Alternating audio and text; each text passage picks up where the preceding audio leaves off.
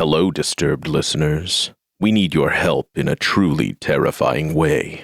A listener survey. Tell us all of your deep, dark secrets. It'll only hurt for a few minutes. You'll find the link below in our show notes. To show you how much we appreciate you, we're giving away 2 $50 gift cards every month. Remember to check out our show notes for the link to the survey. We promise we won't stalk you when we're done. Did you know Lululemon's iconic Flow Y bra also comes in tank top styles and even a dress? Now in new fun summer colors, Flow Y brings a racerback shape to streamline styles you can wear anywhere. Our buttery soft Nulu fabric feels nearly weightless, with sweat-wicking 4-way stretch for comfort you'll want to keep on after practice. Flow freely, on and off the mat with light support and refined design. Shop Flow Y now at lululemon.com. This content may not be suitable for all audiences. Listener discretion advised. There was no way he had good intentions. I had the presence of mind to throw my car in reverse, but then he tapped on my window. I rushed over to the window where I could see the driveway. That's when I saw 3 additional men. She kept trying to convince me, pushing me to go towards the shadowy area. I peered in to see if I could make out the outline of gloves on the ground when I suddenly felt this overwhelming, bad feeling. From Killer Podcasts. True tales of horror, bizarre happenings, unexplainable events. This is Disturbed.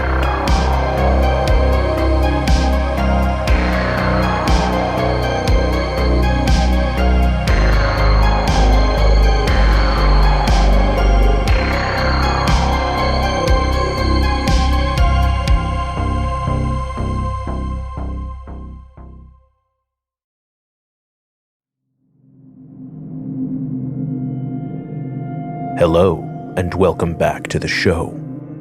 This week, we have 5 stories that will make you shudder.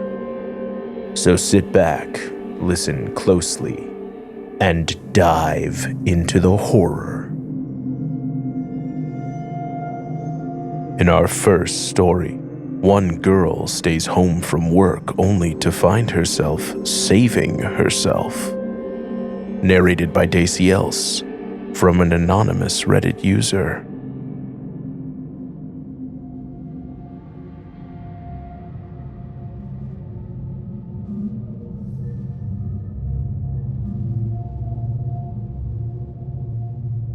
I am 18 years old and just recently graduated from high school. I live with my parents and younger sister in a housing unit. I don't want to attend college just yet, so instead I'm working to save up to buy my own place. This incident happened a few months ago. I didn't have work that day, so I took the opportunity to catch up on some much-needed sleep, and I was allowing myself to sleep in.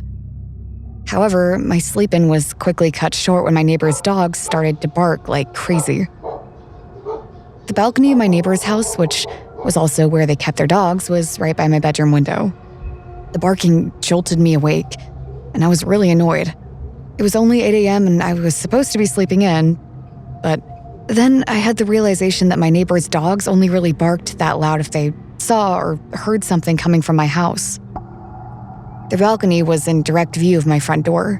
I immediately thought my parents or my sister were still home and running late for school or work. I checked their locations on Life 360, and nobody was home but me. I was a bit uneasy, but the barking stopped, so I brushed it off as the dogs seeing a cat or something. I tried going back to sleep, but when I couldn't, I just got up and decided to get ready for the day. I went into the living room and started opening the curtains to let some light in. In the middle of opening the last curtain, my heart dropped and I jumped back. I tripped over something and fell onto the floor. I sat up in shock as I looked up to see a man dressed in black peeking through my living room window. I knew he couldn't see me because we had a second sheer curtain behind the real curtains that allowed people inside to see outside, but it was nearly impossible for anyone outside to see inside. I sat there, frozen in shock, watching as he continued to try to look through the window. After what felt like forever, the man stepped back, reached into his pocket, pulled out his phone, and looked to be answering a phone call. He started mumbling something, and I couldn't really hear what he was saying. The only words I can make out were, "Hurry up and nobody's here." A wave of fear and adrenaline hit me, and I quickly scrambled to grab my phone, which I dropped. I automatically called my dad. He's a big, scary Polynesian who was also extremely protective of my family and me. I told him about my situation, and immediately he was on his way. He told me to grab the bat that was kept in my parents' room and to watch the man. I crawled to my parents' room and got the bat, then crawled back to the living room. I hoped he hadn't seen me. I kept watch on him as he slowly made his way around the house. About 5 minutes later, I saw a car pull into my driveway, and I immediately started to panic. My dad drives a truck, but the vehicle that pulled in was a gray van. Then I heard his phone ring. The man that I saw earlier was no longer in sight, and the van pulled in close to my house. So close I couldn't see it anymore. At this point, my panic level was at its max. I rushed over to the window where I could see the driveway. That's when I saw 3 additional men. They were wearing black hoodies and had their hoods up over their heads, their faces hidden. I quickly shut the curtain. I didn't know what to do. They were coming for our house. They were coming for me. I could hear loud shuffling all around my house. They were trying to find a way in. I tried to think as quickly as I could of something, anything that would help me. They were closing in on me. Then I had an idea. At the front of my house, we have a keypad that activates our burglar alarm. It detects movement in the house, which initiates a very loud alarm. An alarm loud enough to hopefully scare away the intruders. After a few minutes, I mustered up the courage to run to the front of my house and activate the alarm. Then, to set it off, I waved my hand in front of the detector a few feet away. The alarm started blaring the loudest sirens throughout the inside and outside of the house. I could hear their feet running. I peeked out the window and saw all the men hurry back into the van, then speed out of my driveway. I watched until they were completely out of sight. I was still pretty scared, but I had enough courage to turn the alarm off. Then I sat in silence, still holding my bat until I heard my dad's truck pull in. I ran out crying and hugged him. No one knows why they chose our house to break into on that day, or who they were, or why our neighbor's dog stopped barking. But now, whenever I'm home alone, I make sure every door is locked and every curtain is closed. I've never felt so vulnerable as I did when this happened, and I will never let it happen again.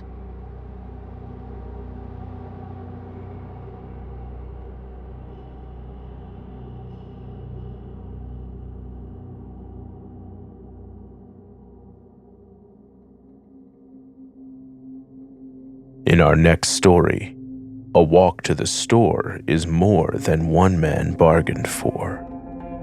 Narrated by Rafael Vina from Sea Blood 2993.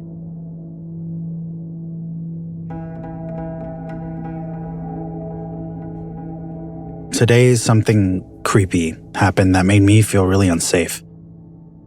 It was a nice day, so instead of driving, I decided to take a walk and get some food. I was walking alone, on a route I'd taken several times before, with my headphones on, listening to music. There were a lot of people out because it was so nice, but on the way, one person stuck out to me. I'm not sure why, but he gave me the creeps. He seemed to be in his late 40s or early 50s. He was slim and balding. We made eye contact as he passed by me heading in the opposite direction. For some reason, I turned and looked back, and I wish I hadn't. He'd stopped and was leaning against a tree looking at me. Feeling like I'd been caught, I immediately turned around and kept walking. I got to the store and kind of forgot about him. I didn't think I'd ever see him again, really. After I got all the food I needed, I started walking back home. Then I saw him again. This time he was near the shopping area I just left from. At that point, I started to feel uncomfortable. He shouldn't have been there. He was headed in the other way when we passed each other. I pretended I hadn't seen him and kept walking. Like 10 minutes later, it felt like I was being watched, so I glanced over my shoulder. And there he was, again. He was a good distance away, but when he saw me look at him, he seemed to move away quickly and partially hide behind a tree, like I couldn't see him there. I became more cautious after that. I changed direction a few times, avoided quiet streets, and eventually walked to a busier area. I also pretended to be on a phone call and I stayed alert. He kept following and staring at me. I started to feel super uncomfortable, to the point where I felt self-conscious about every move I made. I decided to just keep moving, and eventually I got home safely. I locked my door as soon as I got in. Immediately after that, my doorbell rang, but just once. Chills went up my spine. I knew it had to be him. I slowly walked towards my door and peeked out. I was relieved when no one was there. I don't know who that man was or why he followed me. I just hope I never see him again.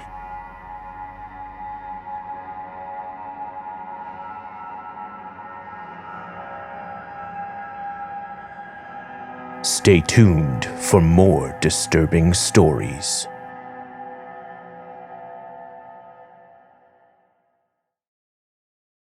Now that summer is here and the days are longer, I find myself going for the old reliable Quince favorites. When I'm lounging around, relaxing, and listening to my favorite horror podcasts, I'm always wearing my Quince modal cotton t-shirt.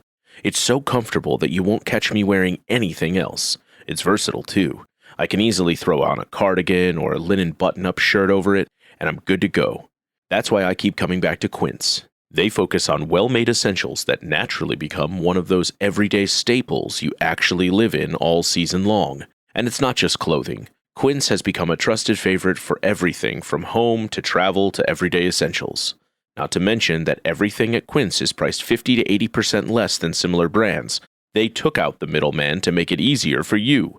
So make your summer wardrobe easier. Go to quince.com/disturb for free shipping on your order and 365-day returns. Now available in Canada too. That's QUINCE.com/disturbed for free shipping and 365-day returns.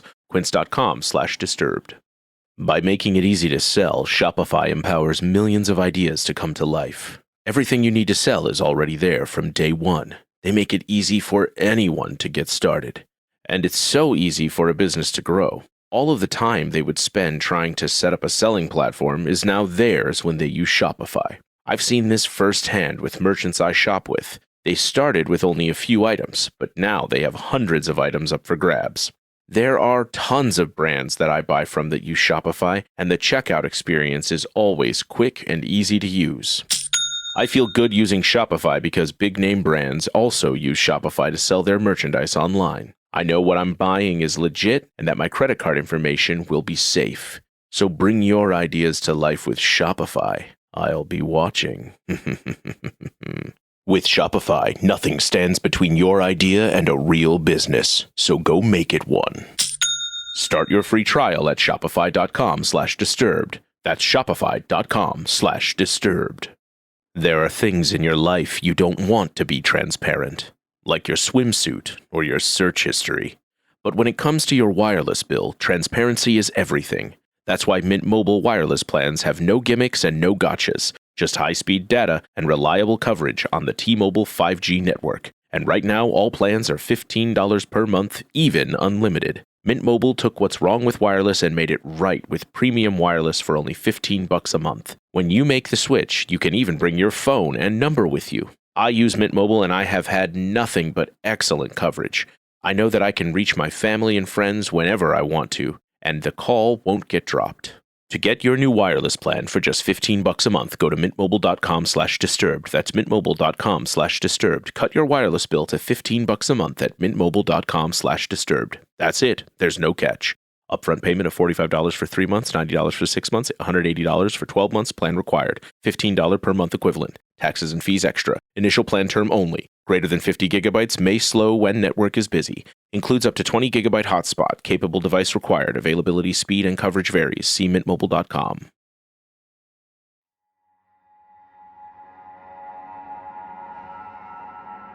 An early morning job makes one girl more aware of her surroundings. Narrated by Kaye Burgh from Ad Next 8428.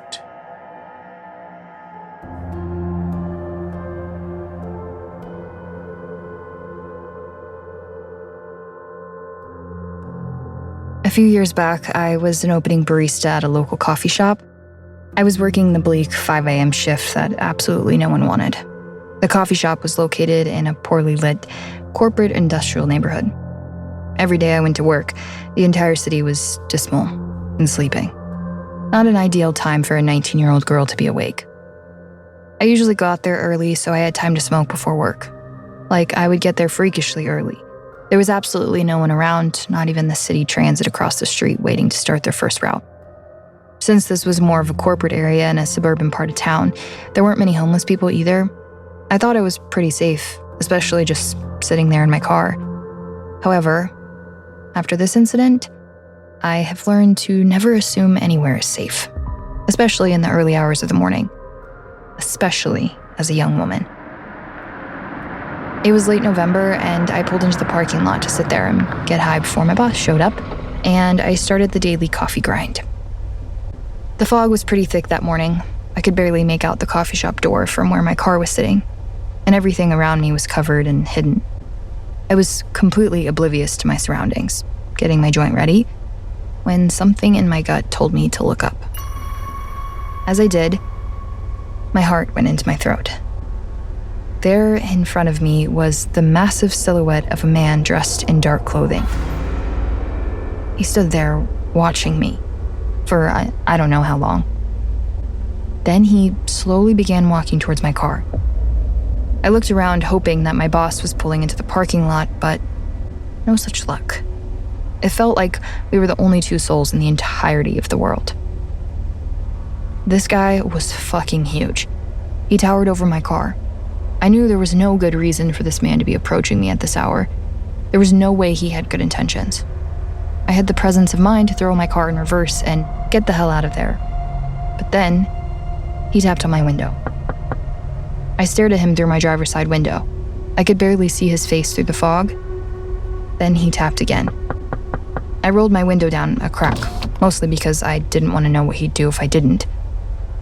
He said in a harsh, gruff voice, "You got a cigarette?" "No," I said. "You got a light?" "No," I repeated. I just wanted him to go away. I suddenly couldn't remember if my car door was locked. What if he tried to get in? Then, as if in slow motion, he reached for my door handle. I reached up and slammed on the lock just in time. He realized what had just happened and gave me the creepiest smile I've ever seen. Then he just walked away, over to the dumpsters about 15 meters from my car. The fog was starting to lift, and I could see his every movement. I made a rule with myself. If he moved out of my line of sight, I was out of here. He didn't move. In fact, he just stood there by the dumpsters and stared right back at me. I could have sworn he was still smiling at me. I didn't feel any better about the situation. I was still terrified. It was now about 4:50 a.m., and my supervisor should be here any second. So I stayed put. To my horror, as he is still staring and smiling at me, he reached into his pocket and pulled out a cigarette. He held it up in the streetlight, making sure that I could see it. Then he put it in his mouth and lit it. Then he laughed, a loud, evil laugh. That will stick with me forever. My supervisor arrived moments later. I quickly ushered us both inside and locked the door. The man simply disappeared. I tried telling my supervisor about what happened, but she quickly brushed it off. I think she was still tired. I had to open 3 more times that week, and every morning I anticipated seeing him out there by the dumpsters. Luckily, I never saw him again. However, that image of him lighting the cigarette, then laughing, will stay with me forever.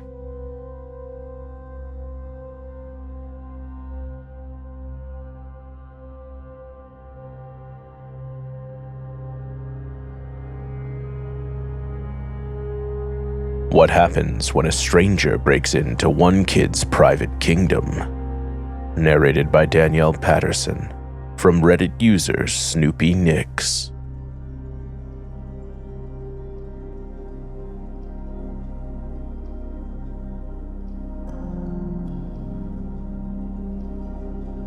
This story happened over 10 years ago when I was about 8 years old. I've tried to rationalize this experience, to give the benefit of the doubt to the person involved, but I just can't. It was a muggy September night, and I was at a home high school football game with my family. Back then, parents let their children roam around unsupervised at these games, running around in the grassy areas, playing hide and seek under the bleachers, and only appearing at their parents' seats to ask for money to buy a jumbo pickle or soda pop. I was one of those kids, and on this night, my mom was working the concession stand. I didn't even need to bother going up to the bleachers to ask for anything. On this particular night, I was sitting against the fence in a more hidden grassy area that we kids liked to play in. The field house kept this little patch of grass hidden from the rest of the area, so it was a favorite place for kids to play and feel like we had our own private kingdom. So, I was sitting there waiting for any one of my friends to arrive. I heard footsteps and started to get excited thinking it was one of them, when a woman rounded the corner and came straight towards me. She had thin, stringy hair, an almost wild look in her eye, and she was smiling a big, overly friendly smile. She made me immediately feel nervous and a bit frightened. She smiled at me and said, "Hey, sweetie, could you help me with something real quick?" I, being the polite little girl that I was, said that I could help and asked her what she needed. The woman smiled even bigger and pointed to the space between the field house and the fence. She told me that her daughter dropped her cheerleading glove back by the fence and asked if I could please go get it for her. I wasn't so sure about what she was asking me to do. Everything about it felt wrong. She could see my immediate hesitation and nervousness because she went on saying, "You want to be a cheerleader when you grow up, huh? I like your little uniform you have on. I bet my daughter would love to take a picture with you after the game if you helped us out." The more she talked, the more freaked out I got. Her words were having the opposite of their intended effect. I was becoming truly terrified. She started to become frantic the more I resisted going behind the building. It was super shadowy in the space between the building and the fence, and you couldn't see if something or someone was in there. She kept trying to convince me, pushing me to go towards the shadowy area. So I took a tiny step toward the gap. I peered in to see if I could make out the outline of gloves on the ground when I suddenly felt this overwhelming, bad feeling. I'm not sure how to describe it, but I knew that I was not going behind that building. I backed up, turned to the woman and said, "Sorry, I can't. My mommy wouldn't like it." She immediately tried to convince me that everything was fine. She moved closer to me, and for every step she took, I took one away from her. She even went so far as to ask me who my mom was, and after I told her, she said she knew my mom and was friends with her. Deep down, I knew she was lying. I also knew I needed to get out of there. I kept backing away from her, moving towards the more populated area of the stadium and said, "Sorry, my mommy tells me not to do things like that. She's working at the concession stand right now and she wants me to check in with her every few minutes." This was a lie. I never had to check in. At this point, the woman's face changed from all smiles to exasperation and irritation. She plastered on one last smile to say, "Oh, you're such a good girl. I'm definitely going to tell your mom tonight how safe you were being." That was my cue. I ran away and went straight to the concession stand for the rest of the night and tried to put the situation out of my mind. I finally found one of my friends and we had some fun eating candy and drinking pop. After the game had ended, when we were on the way home, I remembered the scary woman and asked my mom if her friend had come to tell her how good I was. My mom was very confused. She said that she had no clue what I was talking about and no one had come to tell her anything about me. When I told her the whole situation, she was rightfully very concerned and disturbed. Needless to say, that was the last time I was allowed to roam around at football games. Thankfully, I never saw that woman at the stadium ever again.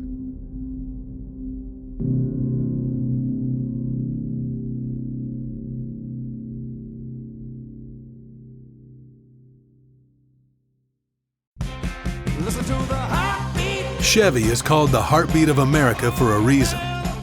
With SUVs made to move with your rhythm. The versatile Equinox tackles your entire day. The spacious Traverse fits your crew and your whole weekend. And Trax brings style with value you can count on. All infused with tech that has your back, so your drive always hits the right chord. Chevrolet. Together, let's drive. Close your eyes, exhale, feel your body relax, and let go of whatever you're carrying today. Well, I'm letting go of the worry that I wouldn't get my new contacts in time for this class. I got them delivered free from 1-800-CONTACTS. Oh my gosh, they're so fast. And breathe. Oh, sorry. I almost couldn't breathe when I saw the discount they gave me on my first order. Oh, sorry. Namaste. Visit 1-800-CONTACTS.com today to save on your first order. 1-800-CONTACTS.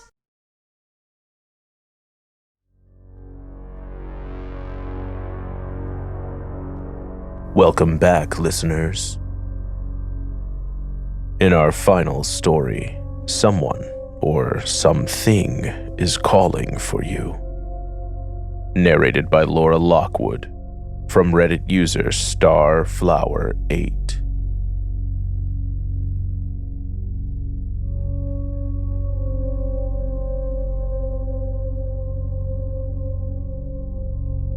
I still can't believe this happened, but it's all true. I live in the suburbs of Nashville, near a man-made lake. My apartment complex is tiny, but our backyard is pretty big, and it backs up to a storage facility that my balcony overlooks. I've lived in my second-floor apartment with my daughter for 3 years now, and never had any weird experiences until recently. We'd previously had a dog who I loved to take for walks. He was my life, but he was an older guy, and he crossed over the Rainbow Bridge about 6 months ago. A few days after he passed away, I was sitting on my balcony. It was a nice night, and my daughter was already asleep. I was enjoying the night air when, off in the distance, toward the back of the complex, I thought I heard someone calling a name. I listened again, and there was definitely someone calling out a name. As the yelling got closer, it almost sounded like someone was looking for a lost dog or pet, so I didn't think much of it at first. The voice kept getting closer and closer, and I could finally make out the name it was yelling. When I realized what it was, goosebumps spread all over my arms. It was my dog's name. My dog didn't have a common name, and I'm not one who freaks out easily, even with spooky things, but this really freaked me out. I didn't want to wait to see who the voice was coming from, so I quickly and calmly went inside and closed my door. A bit later, I'm inside watching TV, about to call it a night, when I hear the yelling again. I froze where I was on the couch. This time the voice was so close, it sounded like it was in my backyard. It was still yelling and wouldn't stop. I wanted to see if I could see who or what it was. So I went to my bedroom window and looked out. It was too dark for me to see anything. All of a sudden, it sounded like the voice was behind me in my bedroom. And this time, it wasn't my dog's name. It called out my child's name. I whipped around, but there was nothing there. And then I heard it again back outside. It kept calling out my daughter's name as it got further away until it ended in the middle of the storage unit. I shut my window and my blinds, I turned off my light, and slept on my couch. A couple months went by without anything really strange happening, and then this happened. I was again on my balcony, relaxing, and as I was about to go inside, I heard a beagle baying from out of nowhere. And then I heard a voice call. The dog went silent. The voice called about 3 more times, and I got chills. It was coming from the storage facility. It was coming closer, and the voice was getting louder. And then I froze. This time it was calling my name. The voice sounded like it was coming from a normal woman, but the tone, the feel was sinister. All the hair on my arms raised and my gut filled with dread. I knew I had to accept this was indeed real and that it was not good. I was so scared I was shaking. Somehow I got up, whirled into my apartment, slammed my door, turned off my lights, and called my best friend. We stayed on the phone for about 2 hours. We prayed, sprinkled salt, and reinforced my boundaries. I still felt the presence of whatever was coming from the storage facility for a while after. Eventually, it must have moved on, because I haven't heard it in a while, but I still get goosebumps whenever I remember its voice. I'm just glad I'm moving in a month.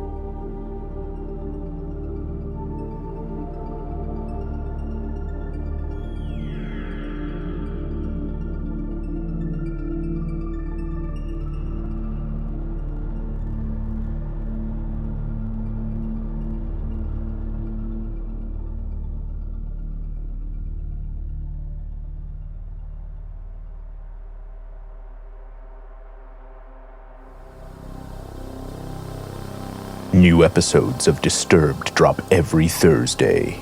If you love the show, consider becoming a member to access early and ad-free episodes. There you can also access our exclusive monthly series, A Night by the Campfire, where we share the scariest stories we can find from professional authors. A few episodes have been released here for free, so scroll down and listen.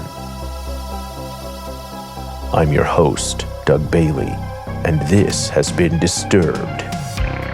If you have a story you'd like to share, email us at mystory@disturbedpodcast.com or post on our subreddit, r/disturbedpodcast. If you enjoyed the show, consider subscribing and leaving a review. Disturbed is a production of Killer Podcasts and part of the Evergreen Network. For more true crime and paranormal shows, visit killerpodcasts.com. Our producer is Sarah Wilgrue, and Declan Roars is our executive producer. Audio engineering by Nathan Corson, Sean Rule Hoffman, and Will Pritz. Music by Epidemic Sound and by Carl Casey at White Bat Audio. Until next time, stay safe out there.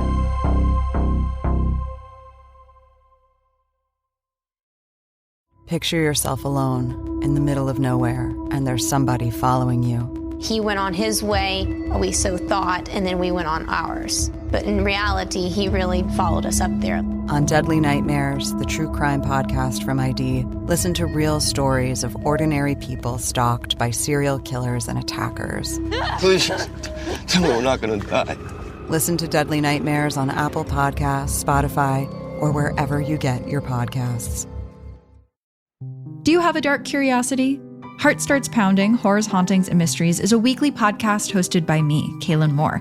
Each week, I'll take you on a dark journey through terrifying true urban legends, bizarre true crime cases, chilling tales of backwoods horror, and more. So if you're looking to join a passionate community of the darkly curious, check out Heart Starts Pounding on the free Odyssey app or wherever you get your podcasts. And remember, stay curious.